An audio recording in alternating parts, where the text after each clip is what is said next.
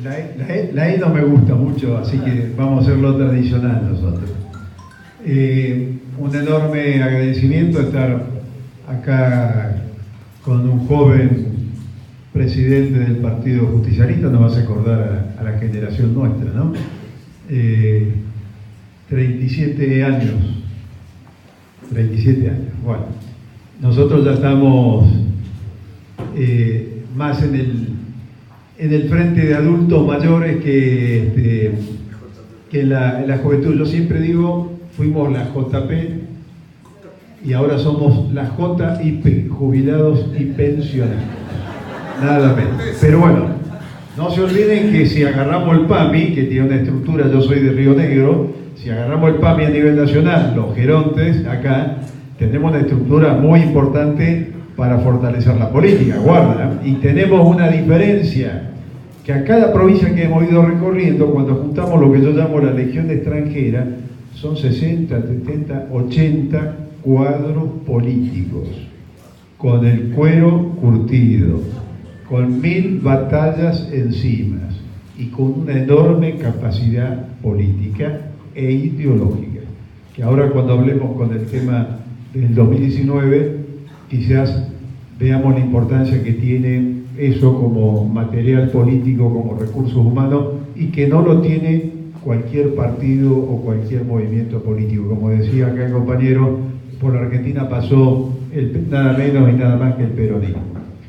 Pero para hablar un poco del tema de lo que se llamó la masacre de Trelew, ustedes saben que el 15 de agosto de 1972 se organiza una fuga en un penal de máxima seguridad, como nos tenía acostumbrado la dictadura militar en ese momento, que era la de 1966 a 1973. La dictadura militar de Onganía, Levington y Lanuse, que nos dijeron que era una revolución argentina, ya el cinismo ya estaba, no solamente lo tiene la patente Macri, el cinismo ya existía. Ellos venían por 20 años, no tenían tiempo, sino objetivos. Duraron muy poco, porque a partir del Cordobazo empezó a derrumbarse esos sueños del grupo económico de la oligarquía de permanecer 20 años en la Argentina. Pero a mí me gusta un poco hablar sobre este tema, además de las anécdotas, después las podemos hacer en las preguntas. ¿Cuáles son las similitudes y cuáles son las diferencias de ese año? Estamos hablando de hace 46 años.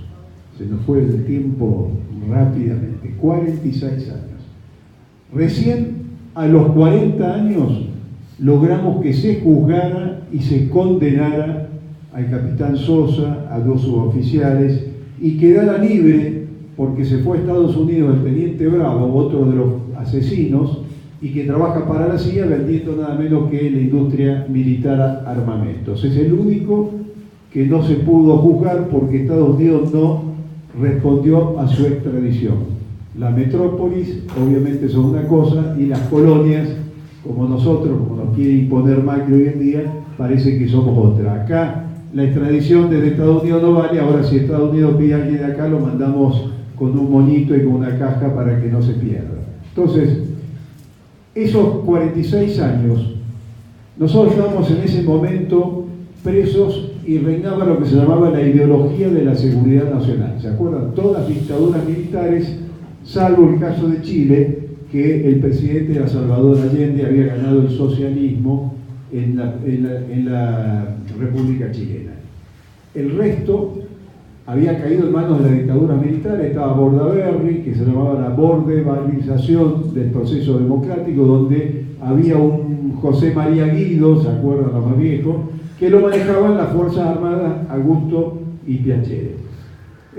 Brasil era una dictadura militar, Bolivia lo habían derrocado al general Torres, que después es asesinado por la dictadura militar en la Argentina, y quedaba Salvador Allende como único gobierno nacional y popular.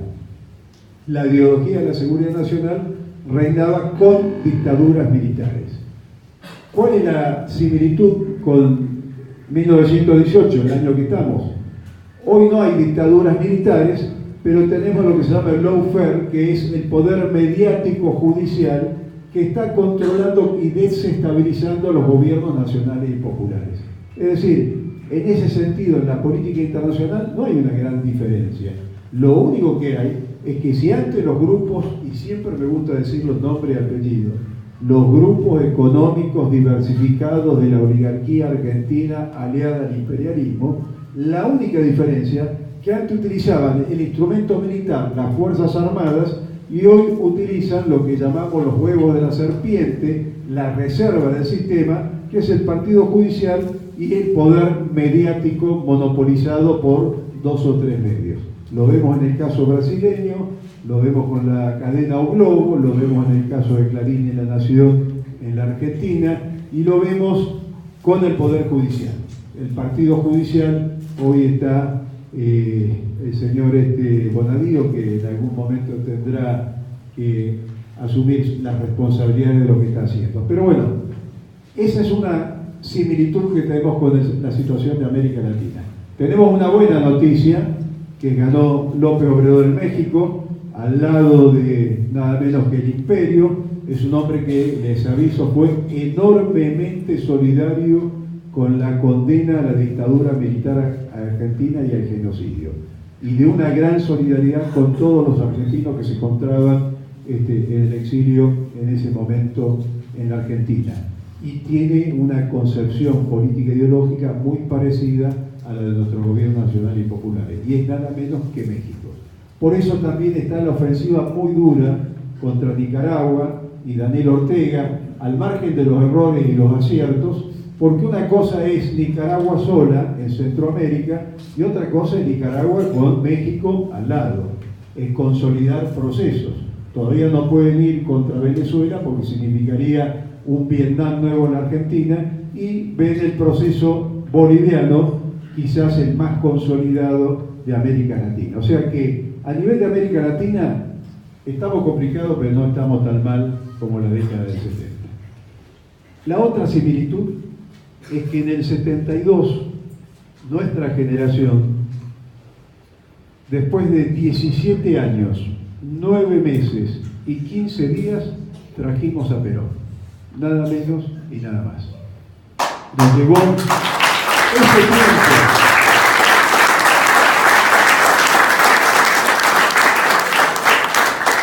Y lo hizo esa juventud, lo que se llamó la juventud maravillosa que reconoció Perón, con esa lucha integral desde las formaciones especiales, el trabajo militante de masa, las agrupaciones estudiantiles, las agrupaciones sindicales, y logramos además, y acá se nombró un innombrable que no lo voy a nombrar de nuestra historia, de la cual se obtuvo el dato donde estaba Eva Perón, una de nuestras primeras desaparecidas, y también pudimos lograr que se trajera a Eva Perón, que se la entregara a Juan Perón en su momento y que la pudiéramos traer a la Argentina. De esa acción de la Operación Aramburu se obtiene un dato que permite saber dónde estaba enterrada y escondida una de nuestras primeras desaparecidas, que es Eva Perón, y habrán recordado ustedes por la historia que estaba ahí en Italia, ¿no? Y se logra negociar, ya cuando la dictadura militar de Lanús se va derrumbando, se logra negociar para que se le entreguen a Perón en Puerta de Hierro. Pero bueno, son hechos históricos en los cuales nuestra generación participa. ¿Qué tiene de similitud a nivel del movimiento 1972 con 2018? No solo teníamos a Perón en el exterior, después de esos casi 18 años, ¿no? 17 meses, 17 años, 9 meses y 15 días. Los contábamos, la verdad. Hoy nosotros la tenemos a Cristina, que la buscan proscribir, que la buscan poner presa, como está Lula en Brasil, con esta misma lawfare de medios y de poder judicial. Y en ese sentido tenemos una ventaja, porque antes lo teníamos a Perón en el exilio, había que mandarle delegados, teníamos un delegado que era paladino, que no era muy de nuestro paladar, y no se sabía si era más representante de Lanuse que representante de Perón ante nosotros. Después Perón eso lo cambia y lo pone Juan Manuel Abal Medina padre, no el hijo, por favor, el padre, no lo confundamos, lo pone como delegado del movimiento. Pero es Montoneros los primeros que plantean elecciones con Perón. Y yo lo recordaba ayer a Cristina en el cumpleaños de la nieta en común, le decía que fuimos muy criticados por los tupamaros y por lo que era la Junta Coordinadora Revolucionaria en ese momento, porque nosotros estábamos en la guerrilla, en la lucha armada, en las formaciones especiales, que sea el compañero, y de pronto decimos Perón presidente, elecciones con Perón.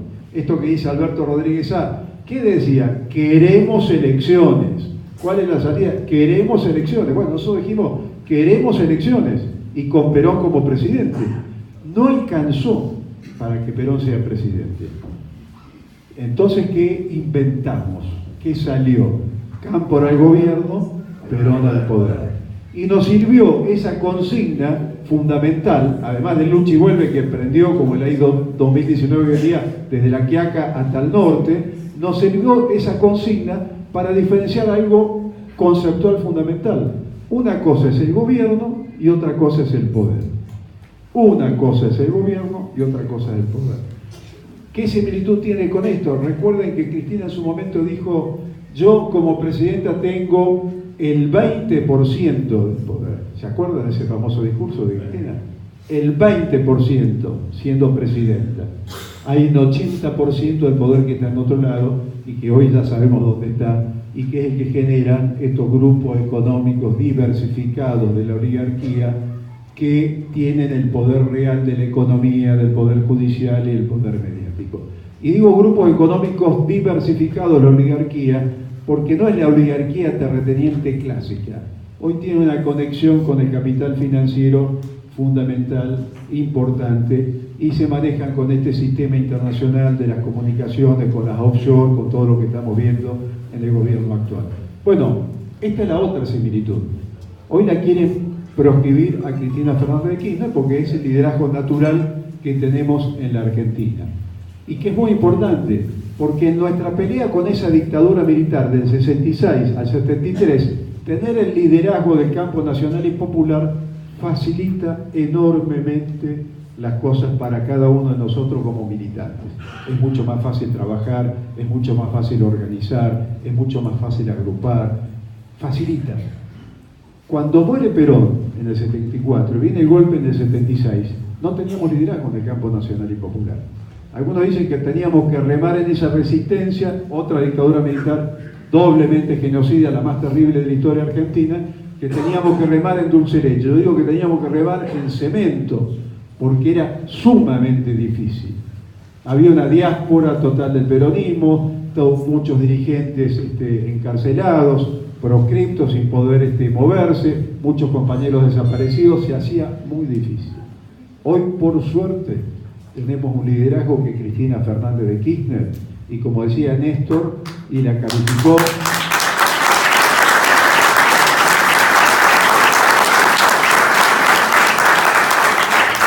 Néstor en 2 o 3 discursos, me acuerdo que yo no me había caído muy bien eso, decía la mujer coraje. Y la verdad que es, ¿cómo? Presidenta coraje. Y la verdad que lo ha demostrado y lo sigue demostrando porque las barbaridades que están haciendo hoy en día hay que bancársela. Además de todo lo que dijeron, que son las otras similitudes. Bueno, a Evita la mataron de todas las formas posibles, de todos los epítetos. Perón tenía un anillo, ¿se acuerdan del anillo que tenía las cuentas de Suiza? Las bóvedas de Perón. Me acuerdo las bóvedas de Oscar Videgain, gobernador de la provincia de Buenos Aires, le mandaron también retroexcavadoras azul y le hicieron pozos en toda la casa porque tenía bóvedas y había fortunas escondidas. O sea, la otra similitud, ya sabemos el odio de clase de la oligarquía respecto al movimiento nacional y popular.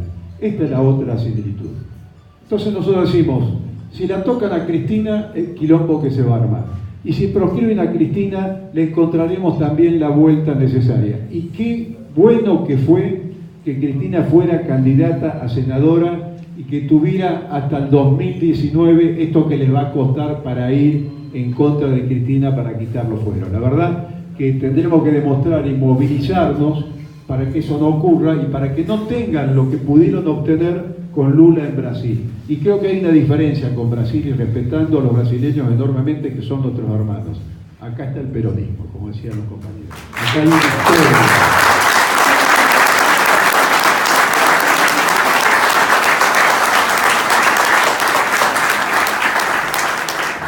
Y es bueno recordar esto de la vigencia del peronismo, porque el peronismo nació hace 73 años, en ese 45. Nosotros ya tenemos de esos 73 años casi 50 años de militancia. Imagínense, en 40 años de Trelew tenemos casi algo más de 50 años de militancia dentro del peronismo. Es decir, ahora yo creo que nadie nos va a pedir análisis de sangre si somos zurdos, si somos peronistas. Después de habernos comido 2 dictaduras militares, de haber peleado contra el Plan Austral, de haber peleado contra eso que fue el caballo de Troya en la política neoliberal dentro del peronismo, de habernos enfrentado con la Alianza y con lo que fue en ese momento el del arruismo en la Argentina. O sea, nadie nos puede cuestionar la capacidad de lucha. Lo que nos pueden cuestionar es si tenemos capacidad de conducción y capacidad de construcción. Eso es otra cosa. Pero bueno, es lo más difícil. Es más fácil pelear que construir y conducir. Pero bueno, el MNRI boliviano no existe más. Fue superado como movimiento nacional y fue contemporáneo con el peronismo. El varguismo brasileño tampoco existe como movimiento nacional. El APRA peruano tampoco existe como estructura y como movimiento nacional. El MNRI en Bolivia, de Siles Suazo, tampoco existe como movimiento nacional, y todos esos movimientos nacionales fueron contemporáneos del peronismo. ¿Qué es lo que hace que el peronismo exista? La doctrina, el movimiento obrero y esta historia de lucha enorme que tiene nuestro movimiento contra dictaduras militares, que hace que la continuidad histórica permita que tengamos viejos como nosotros, setentistas ya de 70, y jóvenes como estos de 37 años que dirigen el Partido Justicialista, nada menos y nada más. Es decir, nosotros podemos dormir tranquilos desde el punto de vista político, porque el tema generacional está planteado y está concretado, y lo vemos a nivel de la juventud. Trelew significó un golpazo a la sociedad argentina, por el hecho político, por la audacia. Imaginen la otra similitud. El 15 de agosto del 72, o el 22 de agosto del 72, estábamos a 8 o 9 meses de una elección. Todavía estaba la idea del gran acuerdo nacional y todavía Lanús se soñaba con que iba a poder generar su trascendencia política. Hoy estamos a 12 meses de las elecciones y nos quieren prohibir a Cristina, y las elecciones guarda que no se adelanten, porque la crisis económica social, que la tratan de tapar con todo esto, en algún momento puede estallar. Cristina dice, esto no puede mantenerse, por algún lado explota. Y ahí está esto que nosotros decimos que tenemos poquísimo tiempo. 12 meses para las elecciones que se puede llegar a adelantar. Si la adelanta el presidente por constitución, quedándose el presidente, creo que son 60 días lo máximo. O sea que ya estamos a 10 meses. Estamos como el año 72. Y si se va, se adelanta antes todavía. O sea que tenemos muy poco tiempo en el tema de la organización. ¿Qué significa esto? Que si no hay unidad, que es lo que hubo en Trelew y que acá remarcamos, en Trelew hubo unidad entre organizaciones peronistas y organizaciones no peronistas. Hubo unidad con dirigentes sindicales como Agustín Tosco, como los compañeros de la FOTIA que estaban presos, como los compañeros de Traxitán que estaban presos, como los compañeros del Chaco, de la Liga Agraria que estaban presos. Es decir, había una infinidad de organizaciones sociales en esas cárceles de máxima seguridad. ¿Cómo se logró esa unidad? Con semejantes diferencias. Ustedes saben que entre el peronismo y el no peronismo hay todavía un debate político en la Argentina enorme. Bueno, primero el enemigo principal, la línea divisoria, la dictadura militar. Hoy el antimacrismo, divisoria pero clarísima, que la tenemos que tener clara si queremos que exista la I 2019 y si queremos sacarnos de gobierno de mierda que nos está destruyendo y que nos trae consecuencias nefastas para nuestro pueblo. Primero eso. Para poder hacer esa unidad había que tener claro qué eran los puntos en común, y lo pudimos procesar, y también tener en claro cuáles eran las diferencias. Entonces pusimos los acuerdos y los desacuerdos. Dentro de esa línea divisoria, que era la dictadura militar, y el objetivo, que era fugarse, hoy decimos con el antimacrismo, con el anticambismo que tenemos que desarrollar, pasa exactamente lo mismo. ¿Cuáles son los puntos de unidad y cuáles son los puntos que nos diferencian? Eso nos permitió una palabra muy importante que decía acá el compañero, que es la militancia y la unidad en la acción. ¿Cuál era la acción? La fuga, que era el objetivo de todos los presos. ¿Y qué hicimos? Rompimos los huevos para hacer una sola tortilla, mezclamos las orgas por pabellón e hicimos grupos conjuntos entre las organizaciones armadas y no armadas de trabajo para el plan de fuga, lo cual significa una práctica común, porque la unidad solamente teórica no alcanza. Si no hay un principio de acción, y en eso nosotros somos bastante fanáticos, casi foquistas, somos terriblemente foquistas con el tema de la acción. La acción genera conciencia y organización. Bueno, esa acción conjunta permitió que hubiera una homogeneidad para romper con lo que era un penal de máxima seguridad. Y el otro tema, ¿cuál fue? La sorpresa. Perón dice en Conducción Política que la estrategia es pública, tiene que ser accesible y permeable y llegar a la población. Nuestra estrategia era cuál era la fuga. Eso lo sabía el enemigo también, y lo sabían los compañeros, y lo sabían nuestros familiares, y lo sabían nuestros apoderados, y lo sabía toda la ciudad de Rawson. Lo que no sabían es cuál iba a ser la táctica. Las tácticas son reservadas, las tácticas no son públicas, porque las tácticas dependen, en función del objetivo, de cómo uno opera, porque la situación es cambiante. Si uno sigue con la misma táctica, se pega contra una pared. El enemigo actúa, juega el partido también. Entonces las tácticas tienen que ser, ¿eso qué? Conducción política. ¿Dónde no nos esperaban? Que la fuga fuera de adentro hacia afuera. ¿Cómo estaban organizados? Tenían una enorme estructura militar, porque suponían que la fuga iba a ser de afuera hacia adentro. Entonces, ahí está el tema de la táctica. Lo mismo pasa ahora. Nosotros tenemos una estrategia que es el AI 2019. Tenemos que generar las políticas de unidad que la consoliden. Nosotros tenemos distrito, y voy a poner el nombre de este distrito, Almirante Brown. El AI 2019 de Almirante Brown, charlando con los compañeros, viendo la realidad, ya está. Acá no hay problema con el AI 2019, acá está el AI 2019. Hay que consolidar esa política, construirla y fortalecerla, si es posible, para exportarla a otros distritos como ejemplo político. Acá se va a ganar las elecciones.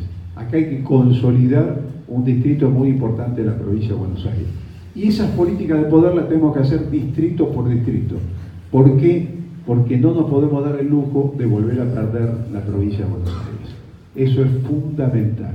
Entonces, el tema de la unidad acá está claro, la direccionalidad, el esfuerzo por encima de lo que cada uno tenga en su estructura o en su agrupación política.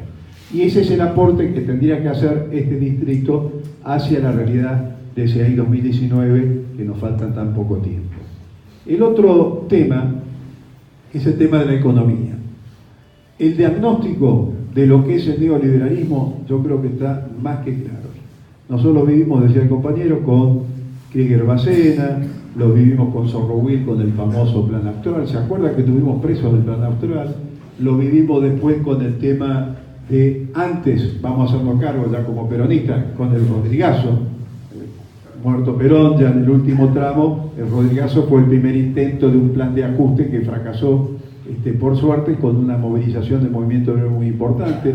Lo vivimos después con la Alianza, ahí ya tuvimos no solo Menem Cavallo, sino tuvimos de la Rúa Cavallo en la continuidad, y lo estamos viendo hoy con este nuevo intento de Duhovne y de lo que yo llamo el clan offshore. Hoy el clan offshore, hoy la hegemonía que tiene el capital financiero sobre el productivo. Fíjese en este fenómeno. el capital financiero se está comiendo el capitalismo, se está comiendo también lo que es el capital productivo, la producción, el desarrollo de la industria. Entonces, el diagnóstico nosotros lo conocemos, el problema es el cómo. Y acá quiero destacar en el último alto en Ferro que hizo Alberto Rodríguez Sá, dijo algo muy importante. Hablé con Gioja, recuperamos el PJ, porque también nos intentaron meter en el PJ cada dinosaurio para quitarnos la herramienta político-electoral, la recuperamos, bien. Dijo, hablé con Gioja, no puede venir, estaba en la reunión con Uñac, que ellos buscan siempre generar contradicciones y divisiones, y me planteó que comunique públicamente que el PJ es el instrumento que tiene el Frente Patriótico para generar ese gran frente contra el macrismo. Pequeña noticia. Por supuesto, la prensa no la destaca, obviamente. Y pequeña, gran noticia para Cristina Fernández de Kirchner, nada menos, tener el PJ no en una división como tuvo que ocurrir en la última elección, sino tener el PJ como instrumento que va a conformar la estructura, la base de ese Frente Patriótico, o como se llama, con Unidad Ciudadana, con los otros partidos políticos, con los otros que para nosotros son herramientas político-electorales, nada más y nada menos. Y el tema de la unidad, ¿qué es lo que tenemos de contemporáneo con el año 72 al 2018? El año 72, y se cristalizó en el 73, al poquito tiempo, ¿qué se construyó? El movimiento. Esa palabra mágica desde el punto de vista de la organización política, el movimiento, las ramas, la rama sindical, la rama femenina o de género, como se quiera llamar, la rama juvenil. Tuvimos una gran pelea para que se incorporara lo que llamamos en ese momento la cuarta rama, que éramos nosotros, éramos los jóvenes. Nos decían que por ahí tirábamos un viejo por la ventana. Mentira.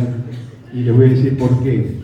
Esta estructura de los jóvenes tenían a Oscar Videgain, que era más joven que nosotros en este momento, que era gobernador de la provincia de Buenos Aires, a Ricardo Obregón Cano, gobernador de la provincia de Córdoba, a Martínez Vaca, gobernador de la provincia de Mendoza, a don Jorge Zepernik, el padre de Néstor y Cristina en la provincia de Santa Cruz, a Ragone, gobernador que está desaparecido en la provincia de Salta. Es decir, había un poder institucional, y no lo voy a nombrar a Andrés Framini, a Sebastián Borro, o sea, compañeros históricos de la época de la CGT negra, de la resistencia, de la primera resistencia al peronismo. Todos dirigentes que nos superaban en edad. Entonces, el movimiento es la base de la unidad, porque nosotros, por ejemplo, nosotros estamos armando, decía el Celio, una agrupación se llama Causa Nacional, como hay cientos de miles, por eso vive el peronismo, cientos de miles de agrupaciones. Ahora, si nosotros tenemos compañeros, vamos a poner acá que ya la veo, de la talla del secretario general de gráfico de Gringo Amichetti, seguramente vamos a tener un compañero súper de conducción en la mesa gremial. Nosotros tenemos compañero Adolfo Borja, secretario general, es otro secretario general. Entonces, las agrupaciones que tengan trabajo gremial y que tengan representatividad van a ser lo que van a conducir la rama gremial. Son lo que llamamos las conducciones naturales. A nivel de la juventud, exactamente lo mismo. Los compañeros que tengan representatividad de la juventud conformarán la mesa de la juventud. Entonces ahí ya no hay, y la mujer lo mismo, y el sector agrario lo mismo, y los adultos mayores, que los vamos a incorporar como rama, porque saben que la provincia de Buenos Aires tiene casi 4 millones. Es el frente de masa más grande. Si uno mira la capital ha envejecido en su pirámide poblacional y tiene una estructura enorme de adultos mayores. Bueno, será otra rama que incorporaremos al peronismo. Cada agrupación incorpora su estructura. Y acá viene la gran pregunta. La Corriente Federal tiene 27 puntos. ¿Qué compañero a nivel gremial puede tener diferencia con los 27 puntos de la Corriente? Ninguno. Esos compañeros van a presionar sobre las agrupaciones, la estructura política, para que nos fusionemos, para que nos sea una sola estructura, una sola organización. Entonces, el movimiento es el punto de unidad organizativo fundamental para lograr la unidad que nosotros estamos planteando. Y lleva a una práctica, porque tiene que haber un plan de acción.